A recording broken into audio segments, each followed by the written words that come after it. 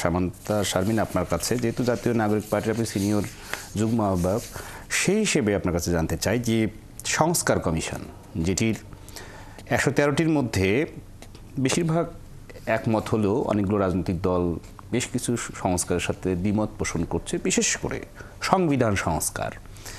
এবং আপনি বলছিলেন যে গণপরিষদ নির্বাচন, সেটি কি সব কিছু করে আগামী ডিসেম্বর বা জানুয়ারি থেকে নির্বাচনের যাত্রা করা শুরু, মানে সুযোগ আছে বা সম্ভাবনা কতটুকু দেখেন আপনি?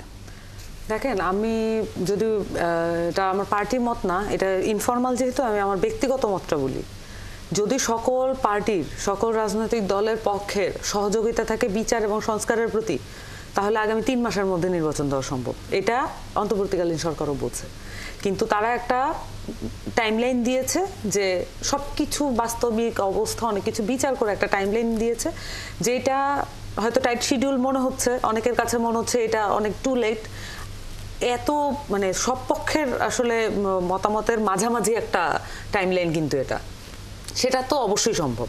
কিন্তু সবচেয়ে বেশি যেটা আমার কাছে মনে হয় যে আমাদের লক্ষ্য করা উচিত যে বিচার এবং সংস্কার এই দুইটা বিষয়ে সকল পক্ষের ঐক্যমতটা এত কঠিন হচ্ছে কেন? এটা তো কঠিন হওয়ার কথা না, কারণ নির্বাচনের জন্য শুধুমাত্র বিএনপি অপেক্ষা করছে ব্যাপারটা কিন্তু তা না, আমরা নিজেরাও অপেক্ষা করছি। কেন করছি? আমাদের দেশের মানুষ গত 15 বছর নিজের আঙ্গুলে এই ছাপটা দিতে পারেনি, এই আঙ্গুলে এই ছাপটা দিতে পারেনি। যারা পড়াশোনা জানে না তারা এখানে ছাপটা লাগাতে পারেনি। এটার কিন্তু একটা ইমোশনাল ব্যাগেজ আছে।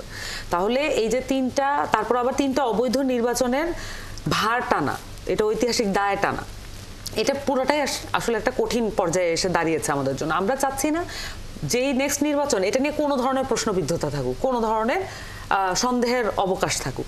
এই কারণে আমরা চাচ্ছি যে সংস্কার, তারপর হচ্ছে বিচার, এই জায়গাগুলো একটা জায়গা আপনি যেটা বললেন আওয়ামী লীগের অনুপ্রবেশ, এখন যদি বিচারগুলো না হয়, এলাকায় এলাকায় যদি মামলাগুলো ঠিকঠাকভাবে না হয়, এলাকায় মামলা বাণিজ্য এখনো চলতেছে, এই জায়গাগুলো যদি অ্যাড্রেস করা না হয়, তাহলে আমরা কিভাবে একটা আওয়ামী লীগের প্রার্থীকে কোনো না কোনো ব্যানারে দাঁড়াতে কি বাধা দিবে? তাকে তো বাধা দেওয়ার কোনো জায়গা আমরা এখনো দেখতে পাচ্ছি না।